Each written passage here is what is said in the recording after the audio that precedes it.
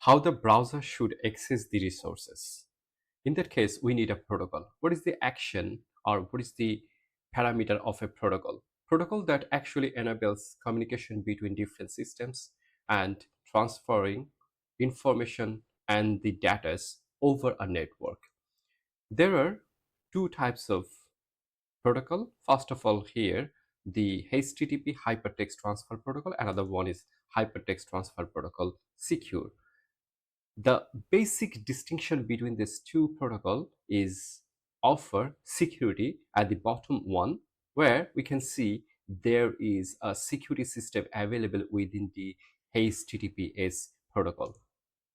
And of course, the protocol of HTTPS have got the encrypted data given between the browser and the website. And of course, the protocol have got SSL and TSL certificate to protect sensitive information such as password, payment system, and some other personal information.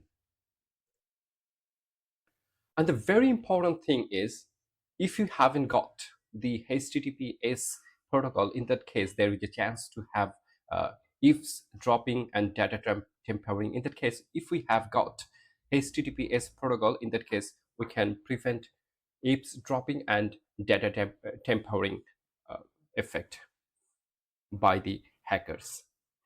Let's dig into it. Distinction between HTTP and HTTPS. HTTP is a protocol where communicate via internet.